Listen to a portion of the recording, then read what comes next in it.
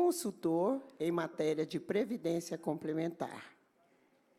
Com a palavra, doutor Sérgio D'Andrea. Por favor. Muito obrigado. Excelentíssima presidente da Fundação Anfip e dos trabalhos dessa tarde, minhas amigas, meus amigos,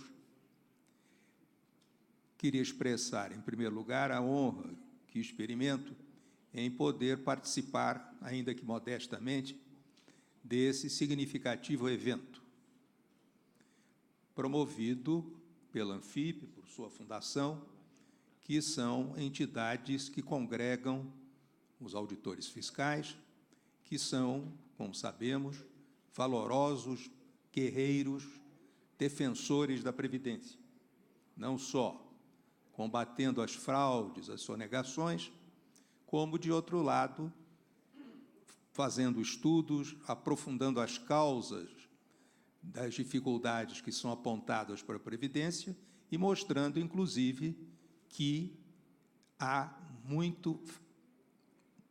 muitas fake news em termos do chamado rombo da Previdência e, consequentemente, também da utilização da palavra gasto com relação à Previdência. Nós que lidamos com palavras o dia todo, né, como advogados, juízes, etc., ficamos sempre atentos para o uso das palavras, não é? A palavra rombo já dá a ideia de que é algo, um dano, e, portanto, algo que decorre de uma ilicitude. E gasto é dispêndio, quando, na verdade, a relação entre o Estado e os órgãos da Previdência e o segurado, o beneficiário, não é uma relação de poder, é uma relação de credores e devedores. Na fase contributiva, o devedor é o segurado. Na fase de auferimento do benefício, é claro que ele passa a credor. A palavra benefício é uma palavra também expressiva, sendo que benefício não é benesse, não é? A palavra benefício é uma prestação jurídica, é uma forma de prestação jurídica e cuja designação traduz o próprio sentido do direito previdenciário e, mais amplamente, do direito social em que ele se inclui. O direito social e, consequentemente, o direito previdenciário que nele se insere é um direito feito para beneficiar, para proteger, para nivelar, para superar desigualdades, proteger, ele é eminentemente protetivo em termos de infortúnios, não é? Dos males decorrentes da idade, da doença, da morte e assim por diante. Isso, infelizmente, não é observado. A Previdência se apresenta como uma grande vilã, o que não é de se estranhar, tendo em vista o total abandono desse sentido social da Previdência, prevalecendo o sentido fiscal. Quer dizer, do momento em que, extinto o Ministério da Previdência, a Previdência Social, e dela também, claro, a Previdência Complementar, foi posta no âmbito do Ministério da Fazenda, se vê bem que o sentido fiscal, e daí o uso de gastos, da palavra gastos, é o que prevalece. É estranhável, né, que se tenha que defender a Previdência, que a Previdência é que tem que nos defender, não é, contra os males, dando-nos segurança. E a segurança, seja a segurança material, seja a segurança jurídica, é um direito individual e um direito social, e que, portanto, deve ser afirmado, deve ser atendido, sem precisar de ser defendido contra os seus detratores. Se isso tudo é verdade, no todo da Previdência, É claro que, em se tratando de servidor público, isso se acentua, porque há, naturalmente, um certo preconceito, certo não, muito preconceito com relação ao servidor público, causado, em parte, pelos maus servidores, pela desorganização da administração pública, mas também tendo em vista uma certa inveja que se verifica por parte de muitos que os acusam os servidores de serem os marajás, de serem detentores de sinecuras e assim por diante. Para se entender bem a posição da previdência complementar do servidor público, deve-se, ainda que muito rapidamente, traçar um histórico do regime de aposentadorias e pensões com relação aos funcionários públicos. Estamos aqui a comemorar e a estudar e a analisar os 30 anos da Seguridade Social, considerando certamente os 30 anos da Constituição. Mas o regime de aposentadoria e de pensões do servidor, é claro que antecede em muito a isso. Antes mesmo da lei Eloy Chaves, que criou a nossa Previdência Social, já existiam as instituições que atendiam aquilo que, na época, limitadamente se considerava a previdência do servidor público, qual seja o pensionamento dos seus familiares.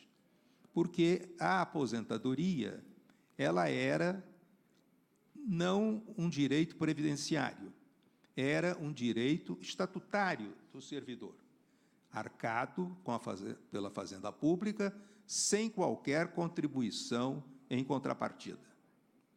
Era a chamada aposentadoria premial, quer dizer, a causa jurídica de conferimento da aposentadoria era pro labore facto, quer dizer, tendo em vista o trabalho que foi realizado durante todo aquele percurso da vida funcional. Não era contributivo, não era atuarial, era, consequentemente, um direito estatutário. Mesmo nos diplomas de estatutos do servidor público, para ficar no campo federal, o Decreto-Lei 1713, depois a famosa Lei 1711, né, nós tivemos essa aposentadoria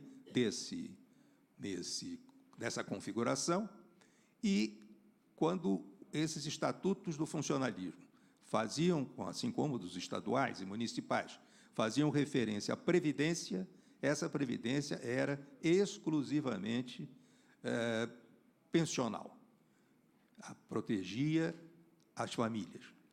Essa orientação nos veio, como disse, do final do século XIX, e, por coincidência, próxima daqui a 2 dias, estaremos comemorando 100 anos da Caixa de Socorro dos Funcionários das Estradas de Ferro, sempre nesse sentido do pensionamento. Isso passou para o IPASE, que depois foi fundido no INPS, depois esse foi sucedido, né, pelo famoso INSS, e esse era o entendimento. As constituições brasileiras sempre previram como direitos públicos subjetivos os direitos dos funcionários, excepcionando a Constituição de 24, imperial, que não tratava do assunto, e a Constituição de 91, a primeira Constituição republicana, que tratava apenas da aposentadoria por invalidez. Todas as demais constituições, desde a de 34, que, como sabem, tinha um sentido social muito acentuado, Passando pela ditatorial de 37, 46, 67, 69, chegando a de 88, sempre esteve lá previsto o regime jurídico dos direitos de aposentadoria e depois também os direitos à pensão dos dependentes, dos servidores, tudo isso previsto no texto constitucional. E sempre, até mesmo na redação original da Constituição de 88, com essa diferença. A aposentadoria, ela é considerada um direito estatutário, uma continuação dos vencimentos.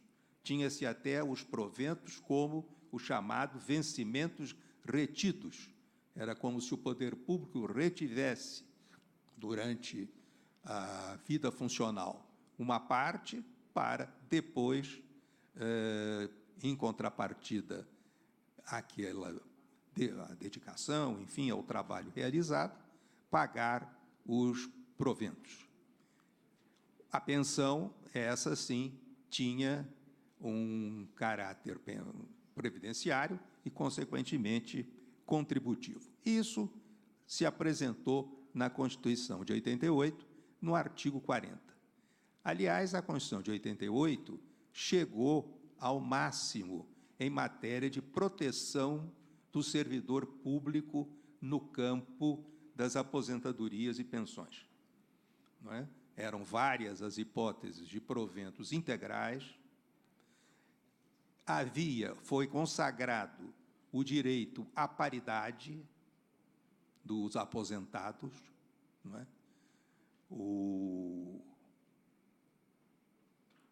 Isso se estendia às pensões dos dependentes dos servidores e, portanto, isso pode-se dizer que a Constituição de 88 coroou toda uma luta dos servidores públicos na defesa do seu status financeiro, vamos assim dizer. Meu pai viveu 98 anos. Era funcionário da Caixa Econômica, naquela época a Caixa Econômica era uma autarquia, e, portanto, era servidor público, autárquico, estatutário, e se aposentou com 35 anos de serviço, como começou muito cedo. Ele, na realidade, viveu mais tempo aposentado do que na ativa, não é?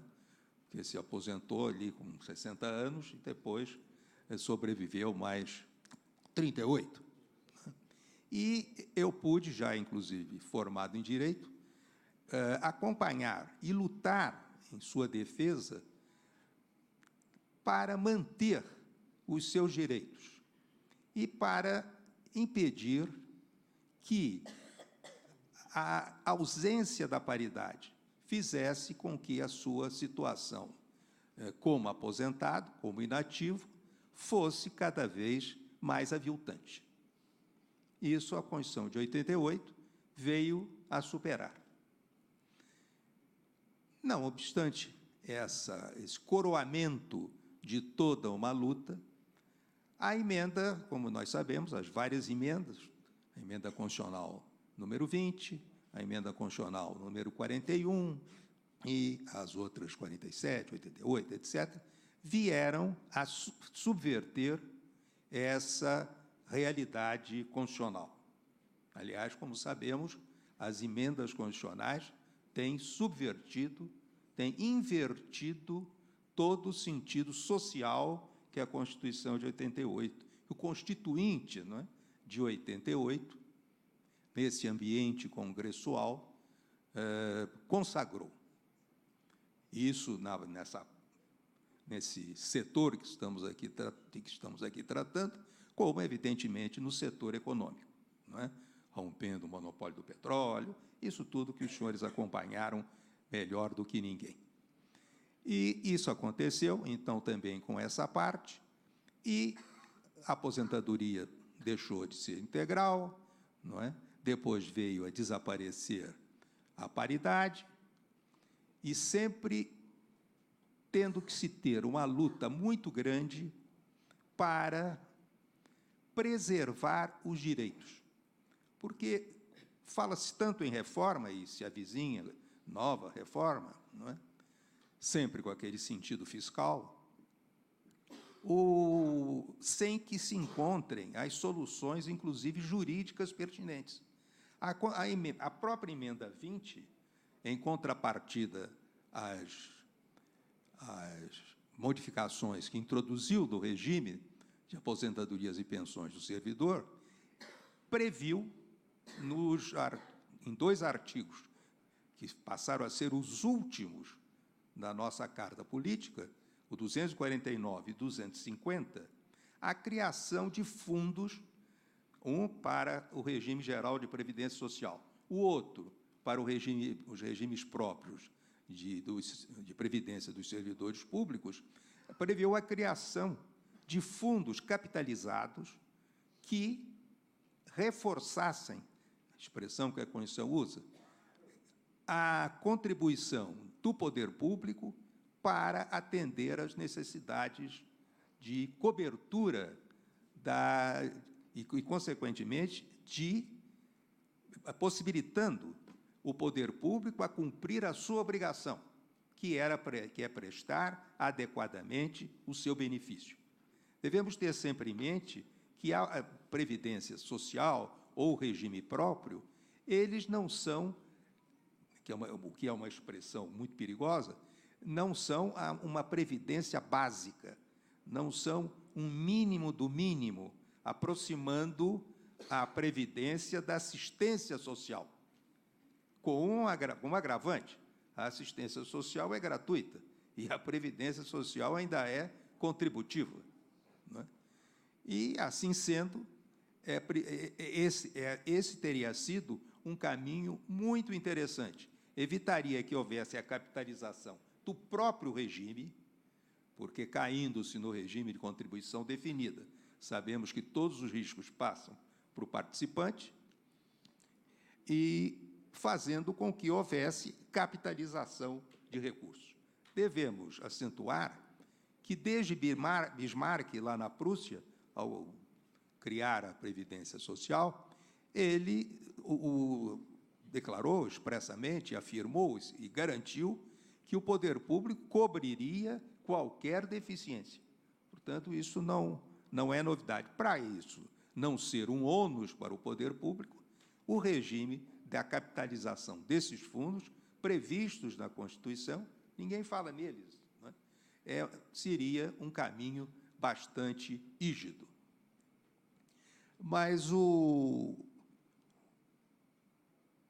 caso dos servidores públicos, a emenda 20, depois a 41, vieram, aí sim, a tornar a aposentadoria, as pensões dos servidores públicos como sendo institutos integrantes de um regime previdenciário.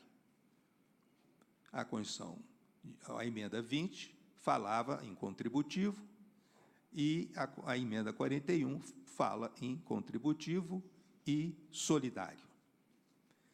O que ocorreu é que, com essas emendas, foi permitido que o poder público, os poderes públicos, fixassem um limite para o valor das aposentações e das pensões. Limite esse igual ao do regime da Previdência Social, desde que criassem um regime de previdência complementar. Então, enquanto a previdência complementar dos empregados do setor privado é uma previdência realmente complementar, quer dizer, algo que complementa, que adita alguma coisa ao benefício oficial, a previdência complementar do servidor público veio, ao contrário, pretender suplementar, e evidentemente que não consegue, suplementar aquilo que foi tirado do servidor, não é? O outro adita, esse busca essa previdência complementar do servidor busca, muito modestamente, suplementar, ou seja, suprir aquilo que o servidor público perdeu. O caminho seguido na previdência complementar foi o de adotar-se uma previdência que é administrada, os planos de previdência são administrados por entidades de natureza pública. Essa expressão não é, sempre causou muita espécie, porque, na verdade, o sentido era o de beneficiar as instituições financeiras.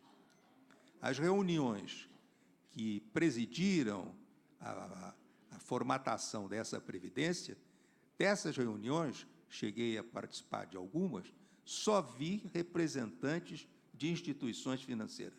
É claro que as entidades de previdência complementar, elas são previdenciárias e são também, como se diz, investidoras institucionais. Mas os investimentos, as aplicações, são objeto de uma atividade meio. A atividade fim, evidentemente, a prestação previdenciária. E foi adotada a fórmula da Fundação de Direito Privado, vinculada, no caso federal, a FUNPRESP, ao Ministério do Planejamento, Orçamento e Gestão. Essa previdência complementar tem alguns aspectos negativos, não é? O primeiro é que conseguiram fazer com que os novos entrados na administração pública, eles automaticamente se filiassem, estavam filiados a essas entidades, no caso específico federal da FUNPRESP. E podem, é claro, sair depois a qualquer tempo e tal, mas houve essa automaticidade. E mais ainda, foi adotado o plano chamado de contribuição definida. Na Previdência Complementar, temos esses dois planos. O plano de benefício definido, ou seja, os riscos financeiros, a obrigação de pagar, de honrar o compromisso do pagamento dos benefícios é do plano. Quer dizer, o plano tem que ser devidamente administrado, atuarialmente formatado e acompanhado para que haja esses recursos. O risco, portanto, é do plano como um todo. E, com esse risco, correm, é claro, os participantes e os próprios beneficiários, no caso de haver um déficit. No caso do plano CD, dizem que não há déficit, porque o plano CD, o plano de contribuição definida, quer dizer, o nome já diz, a única coisa que é definida é a contribuição. O benefício é inteiramente aleatório, porque depende das aplicações, dos investimentos, da rentabilidade do patrimônio e refletindo na conta individual de cada um.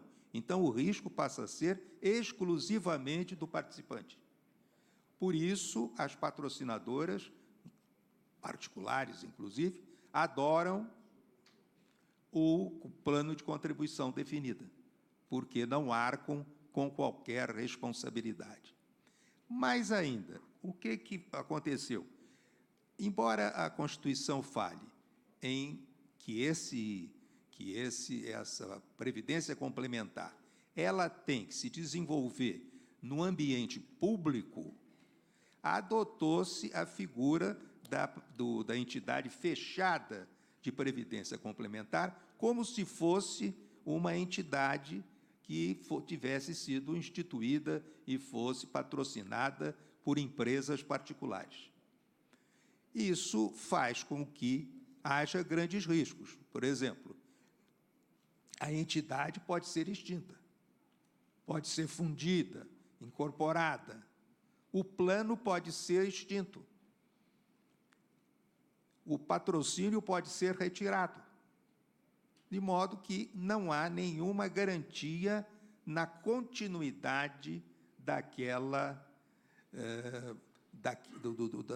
expectativas que se pretendem proteger ou oferecer com esse sistema.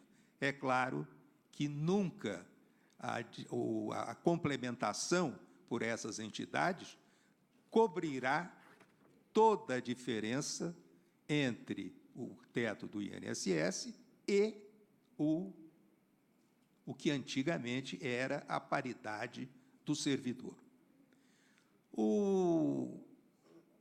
Essa situação faz com que tudo isso, aliás, é potencializado porque o núcleo da Previdência Complementar, e isso está na Constituição, é que o participante, aquele que adere, ele celebra um contrato. E, portanto, celebrando um contrato, tem direitos adquiridos. Portanto, a mudança de regulamento, a mudança da legislação, não pode alcançar o contrato. Infelizmente, essa realidade jurídica que a Constituição consagra nunca foi levada ao seu extremo, nunca foi entendida completamente, ou muito menos aplicada completamente. A noção de direito adquirido das pessoas que lidam com essa matéria, ou de boa-fé ou de má-fé, é um entendimento muito acanhado. Juridicamente, uma coisa muito importante é que havia, no Código Civil de 1916, o artigo 74, que era, do ponto de vista da teoria geral do direito, um primor. Primeiro, mostrando que o direito adquirido nem sempre é adquirido de imediato, mas, quer dizer, completamente adquirido, como dizia o Código. Esse artigo, infelizmente, desapareceu, mas vale como teoria geral do direito. Então, o que acontece? O direito pode estar em vias de completação da sua aquisição plena, mas já está protegido. Aí entra uma série de institutos jurídicos que exigem um conhecimento da ciência do direito, da técnica, da teoria geral do direito, a que nem mesmo o judiciário está hoje disposto a fazer. De modo que a situação é essa, não é? A complementação, quer dizer, vislumbra-se, né? Quer dizer, o sujeito trabalha a vida toda e ainda tem além do benefício oficial, ainda tem que partir para a complementação. A automaticidade da inscrição se deveu ao fato de que havia uma concorrência entre as entidades abertas, essas financeiras, e, por exemplo, a FUNPRESP. O servidor preferia ir, principalmente aqueles que podiam optar, que eram os antigos, preferiam ir para uma entidade dessas, fazer um BGBL, um VGBL, do que entrar para a FUNPRESP. Então, há muito, em resumo, para terminar, há muito que fazer no campo dessa previdência complementar do servidor. É claro que o que se quer e o que sempre se almejou foi que a previdência social do empregado particular fosse equiparado, igualado, aproximado do servidor público, mas no sentido da elevação do empregado particular, e não do aviltamento do servidor público. Portanto, os senhores que são guerreiros, os presidentes de sindicatos que aqui estão, e os outros participantes desse conclave, que são guerreiros, como disse, em defesa da Previdência, em matéria de Previdência do servidor público, campo especificamente complementar, realmente há muito que ser feito. Mas os senhores, que são muito mais jovens do que eu, terão o fôlego para enfrentar com muito mais propriedade essa luta, que, como sabem, é permanente. Muito obrigado pela paciência de todos.